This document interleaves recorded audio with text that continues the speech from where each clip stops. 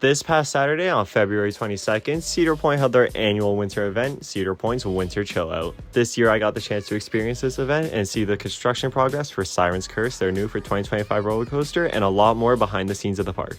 This video is going to be a little vlog, not much talking, but I will voice over some of the things to explain what's going on. But this is just a little vlog to show off what we went through and what we got to experience while we were at Winter Chill Out. And before we get into it, I would like to point out that Cedar Poitnt does not profit off this event at all. All ticket sales for Winter Chill Out are sent to a Kid Again charity. And over the last decade or so, Cedar Poitnt has managed to raise over $800,000 by holding Winter Chill Out. But with that, let's get right into the video.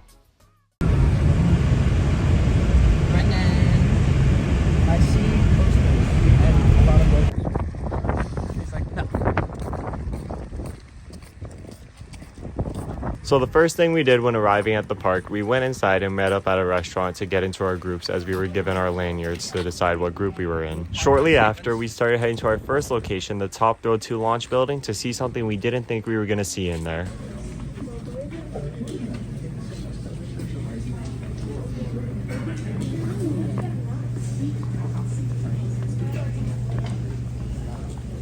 About 9:30.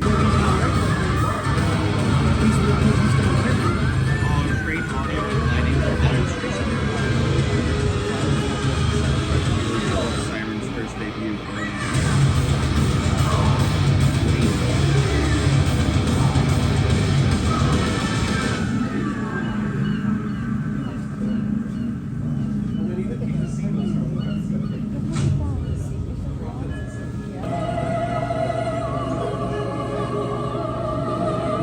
After we viewed Siren's Curse's train for the first time, we headed to the back of the park behind Steel Vengeance to see the sign shop.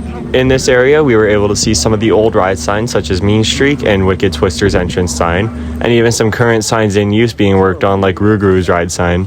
In this building, they also have some of the Halloween haunt decorations that they put up during the Halloween season. There's a Matt skeleton. Look at Siren's Curse sign. Where's your mom? Oh, I built this at school. Oh, Gracie. Wow. That's awesome. Why's your mom here? That's insane. Once we made it through the sign shop and saw everything in there, we headed towards Skyhawk and Snake River Falls, former plot of land, to use the washrooms. And once we regrouped, we headed towards Millennium Force to see the barnyard. In the barnyard, they only had a couple of alpacas out, but we were able to get some really cool shots of Millennium Force right beside it.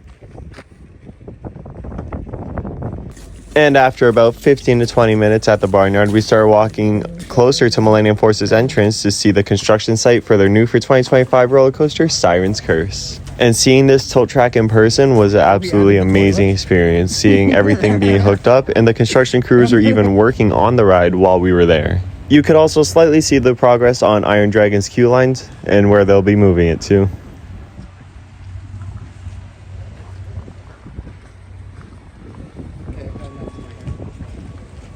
After about half an hour of looking at Siren's Curse and seeing the construction progress, we walked over a little bit to the right side of it to head into the train shed. This is the building where they store the steam trains that take you around the park.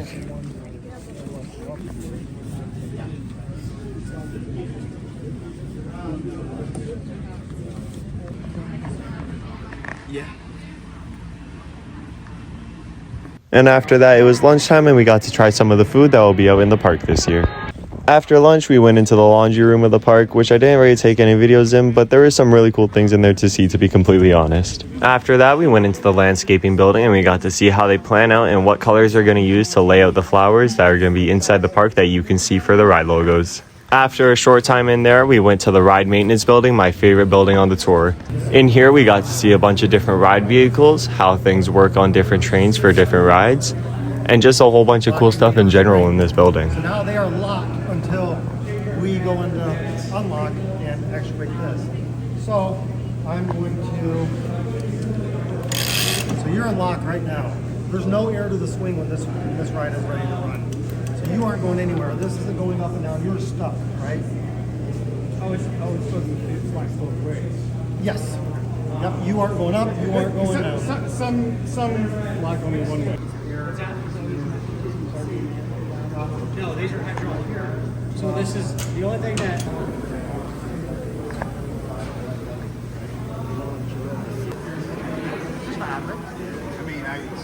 because you can see where the seats are.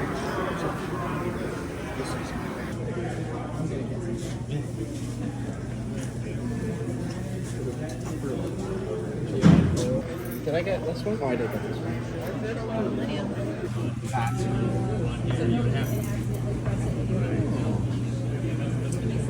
Don't put your phone up there.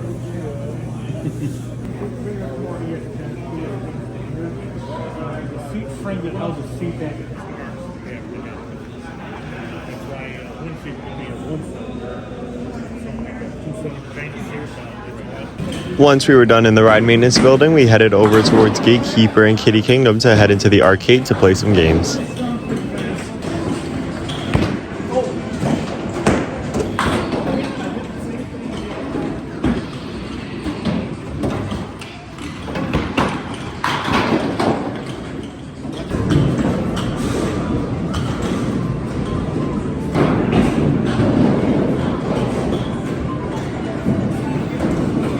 And once we were done in the arcade, we started heading back towards Raptor to go see the Park Services building.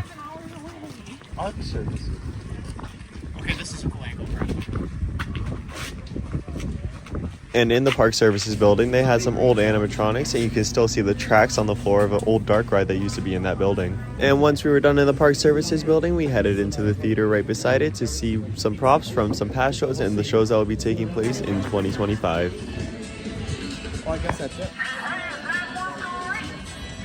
And after we were done in the theater, we headed over to the gift shop, ending off our tour and winter chill out. They had some new clothing out for 2025, which you'll see in the next clip, and they were even allowing you to buy some stuff in the store.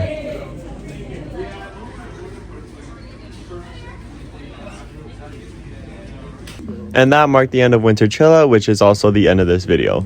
Thank you so much for watching. I highly recommend checking out Winter Chill Out if you haven't done it before. Or if you just like to see how rides, roller coasters, or even just the park is run in general, I highly recommend this event. Overall, I really enjoyed my experience and I would definitely go again, especially when they're building their next big roller coaster. But with that, that brings us to the end of this video. Thank you so much for watching, and I'll see you next time. Goodbye.